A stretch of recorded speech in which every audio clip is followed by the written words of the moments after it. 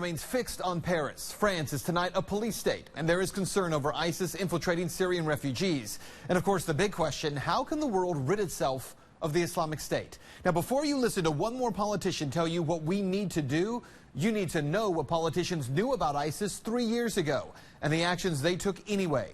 This is a reality check you won't see anywhere else. On the military front, our coalition is intensifying our airstrikes, more than 8,000 to date. We're taking out ISIL leaders, commanders.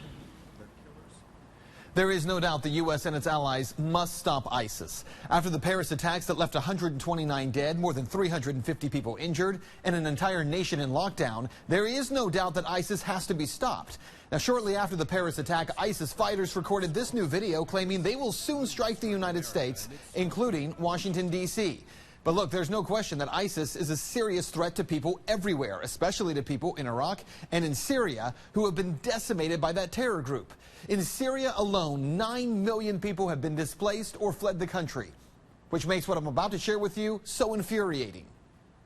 Well, 7 pages of a secret Pentagon document were leaked earlier this year, put online by the organization Judicial Watch. The report is from 2012, and specifically, it explains the dangers of what the U.S. government is doing in Syria at the time.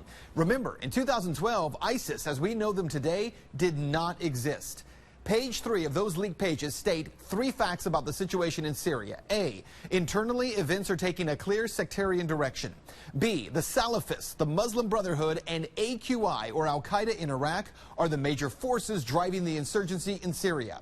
And C, the West. Gulf countries and Turkey, they support the opposition, while Russia, China, and Iran support the regime. So to be clear, our Department of Defense in 2012 stated that the Russians, Chinese, and Iran were supporting the Assad regime, and that the United States and Gulf partners like Qatar and Saudi Arabia were supporting the opposition to Bashar al-Assad. But the DoD also made it clear that the major forces driving that opposition were the Muslim Brotherhood, Al-Qaeda in Iraq, and something called the Salafists. Now stay with me, because if you don't know the term Salafist, that movement is an ultra-conservative Orthodox movement within Sunni Islam.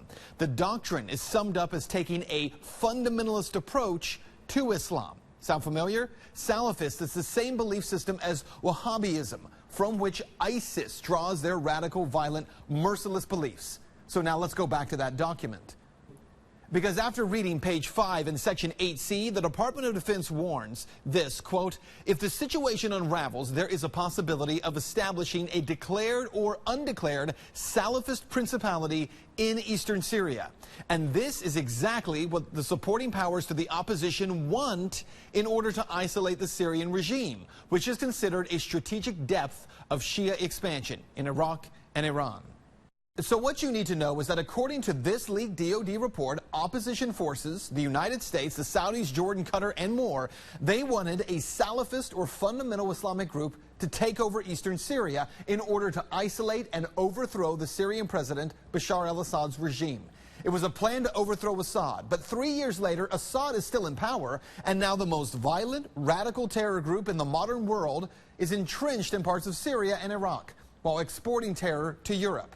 So here's the real question. Why would we as the American public believe any politician who claims that they have a plan for what to do with ISIS when not one leader has ever acknowledged our role in the creation of that very problem? That's Reality Check. Let's talk about that tonight on Twitter.